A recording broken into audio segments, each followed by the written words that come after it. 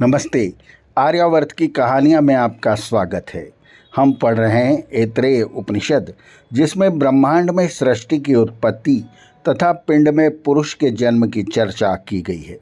इस अध्याय में ऋषि ने यह प्रश्न उठाया था कि ब्रह्मांड में सृष्टि की उत्पत्ति करने वाला कौन है, इस पिंड के भीतर इसे जीवन देने वाला कौन है। पहले पिंड में जीवन देने वाले आत्मा के, फिर ब्रह्मांड में विद्यमान ब्रह्म के विषय में उपनिषदकार ऋषि कहते हैं, कह आत्मा इति वयम उपास्महे कतरः सह आत्मा येन वा रूपम पश्यति, येन वा शब्दम शृणोति, येन वा गंधानु अजिघ्रति, येन वा वाचं व्याकरोति, येन वा स्वादु च अस्वादु च विजानाति। द्वितीय अध्याय में पुरुष की उत्पत्ति का वर्णन किया गया है।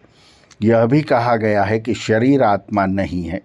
शरीर भेदानी ऊर्ध्व उत्क्रम्य, शरीर का भेद करके जो ऊपर निकल जाता है वह आत्मा है।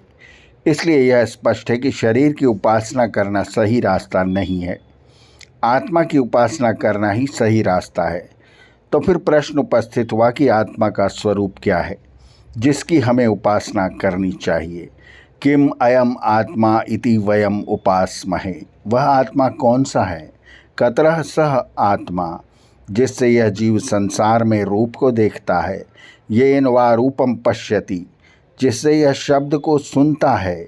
येन वा शब्दम शृणोति, जिससे यह गंध को सूंघता है। येन वा गंधान अजिप्रति, जिससे यह वाणी का व्यवहार करता है।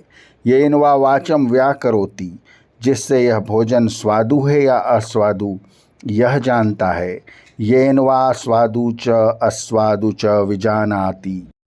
इस प्रश्न को उठाकर ऋषि इसका उत्तर देते हुए कहते हैं कि शरीर तो आत्मा नहीं है, परंतु इस शरीर में अनेक अभौतिक तत्व हैं जिसका आधार शरीर न होकर कॉन्शसनेस यानी प्रज्ञान है।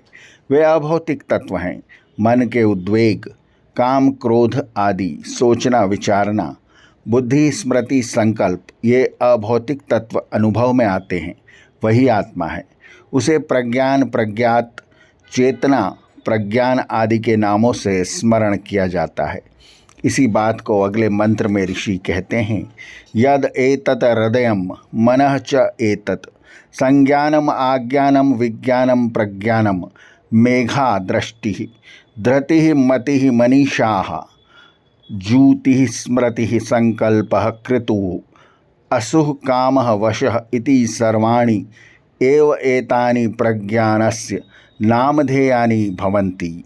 आत्मा का स्वरूप क्या है, इसका उत्तर देते हुए ऋषि कहते हैं कि हृदय में जो काम क्रोध लोभ मोह आदि उद्वेग उठते हैं और मन में जो विचार उठते हैं वे शरीर के तो अंग हो नहीं सकते। ये हृदय के उद्वेग तथा मन के विचार जिसके हैं वही आत्मा है। इसके अतिरिक्त हमारा सम्यक ज्ञान, पूरा सब तरह का ज्ञान, किसी विशेष विषय का ज्ञान, किसी उत्कृष्ट प्रकार का ज्ञान, ये सब जिसके कारण है वही आत्मा है। हम में जो आध्यात्मिक तत्व हैं, मेघा यानी बुद्धि, दृष्टि यानी अंतर्दृष्टि, धृति यानी धैर्य, मति यानी मनन, मनीषा सूझबूझ, ज्योति शक्ति, स्मृति याददाश्त, संकल्प निश्चय, क्रतुः कर्म परिश्रम, असुः प्राण शक्ति, कामः कामना, वशः अपने को या दूसरों को वश में करना, ये सब इति सर्वाणि एव एतानि प्रज्ञान चेतना या आत्मा के ही नाम या स्वरूप हैं। प्रज्ञानस्य नामधेयानि भवन्ति। ऋषि कहते हैं कि आत्मा क्या है। शरीर तो जड़ है। इस जड़ शरीर में काम क्रोध लोभ मोह आदि उद्वेग नहीं हो सकते। जब पत्थर से ठोकर लगती है तब मनुष्य को ही क्रोध आता है, पत्थर को नहीं। परंतु यह शरीर भी तो जड़ है, उसे काम क्रोध आदि उद्वेग क्यों आप पकड़ते हैं। यह जड़ शरीर सोच विचार में क्यों पड़ता है। किसी ने सड़क की धूल को विचार करते हुए नहीं देखा। हम उद्विग्न भी होते हैं, सोचते विचारते भी हैं।